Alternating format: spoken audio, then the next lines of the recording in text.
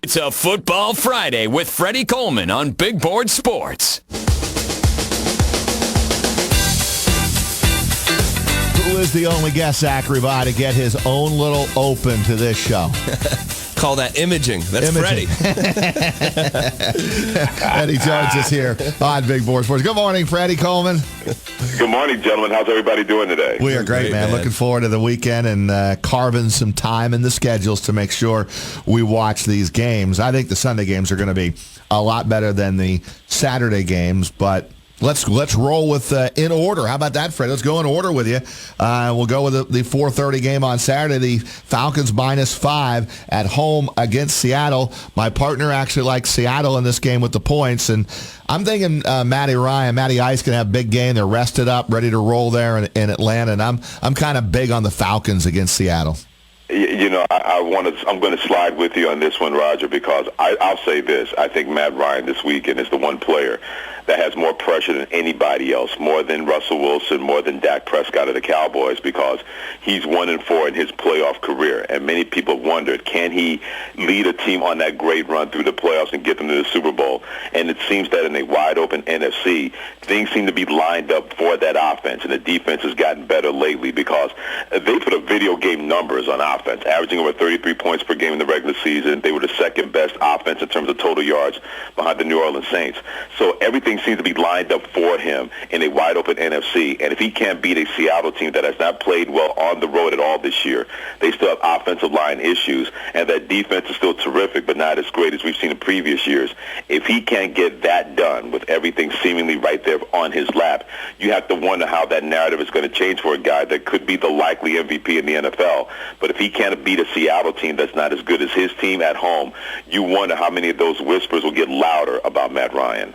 Freddie, I want to ask you about the Patriots-Houston game, but I feel like it's almost asking you if you think the sun is going to rise tomorrow. The Patriots in Foxborough, I mean, thoughts?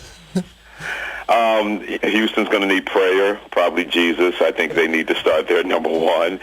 Number two, I'll say this. The Houston defense, we know it's really good, but Jadeveon Clowney better be the second coming of Lawrence Taylor to the 25th power. He's going to have a lights-out game and have that defense come around.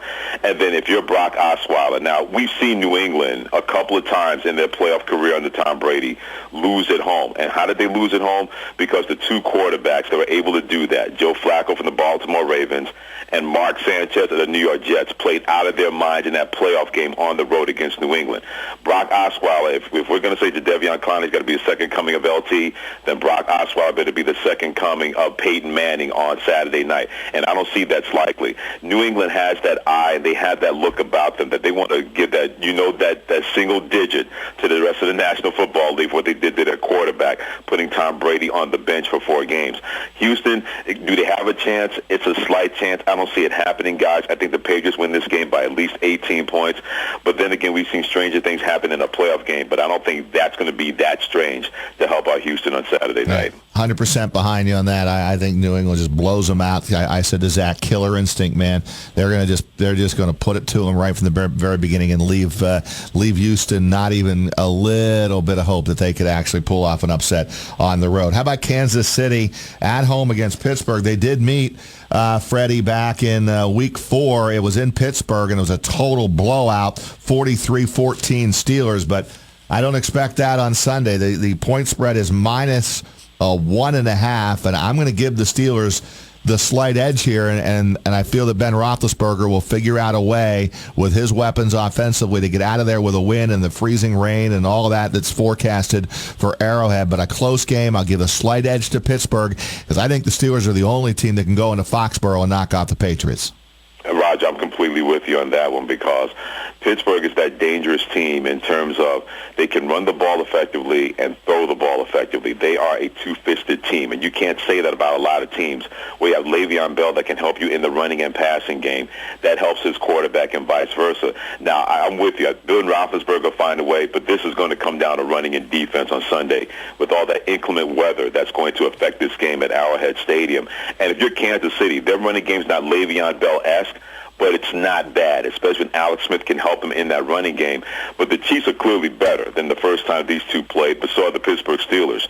The one place that Kansas City's better is that Tyreek Hill could be that missing link that was not there early, but is there now for Kansas City. And in wet conditions, where as slippery as it's going to be, he's going to be slippery, and it's going to be hard to get a hold on him if the weather does not slow him down.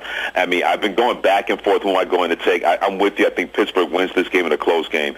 But, you know, Kansas City is looking at this and saying, oh, disrespecting us again. You don't believe we can beat that team on our home field? We're going to see about that. I'm with you. I think this is going to be the best game of the playoff weekend. But I think the Pittsburgh Steelers will find a way to get it done. I think Le'Veon Bell and that now underrated defense will have a big hand in that. Freddie, this last game Sunday at 4:40, Dallas at home against the Packers. Cowboys have been a juggernaut all season long, but the Packers are probably playing the best football of anyone in the league. Where do you fall out on this one? Well, you're right about the Packers because Aaron Rodgers has not thrown an interception since week 9, since game 9. Think about that. That's hard to do on air in practice. Not throwing an interception. He's done it against people trying to take the ball away from him. He's thrown 22 touchdown passes with no interceptions during that time.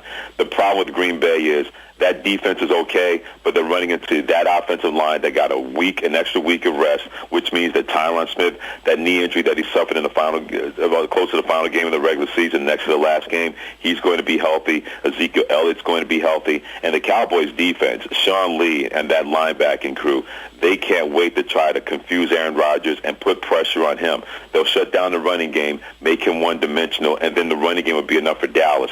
I was trying to say, okay, can Aaron Rodgers raise his game enough to raise everybody with him?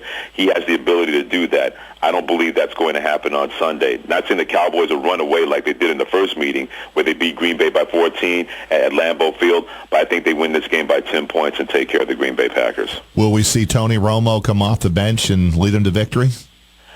Only if it's 38-16, and then at that point it'll be a ceremonial thing to put him out there, to have him. It'll be the Tom Hanks from A League of Their Own, where he'll doff his cap and say thank you very much, and then put the helmet back on.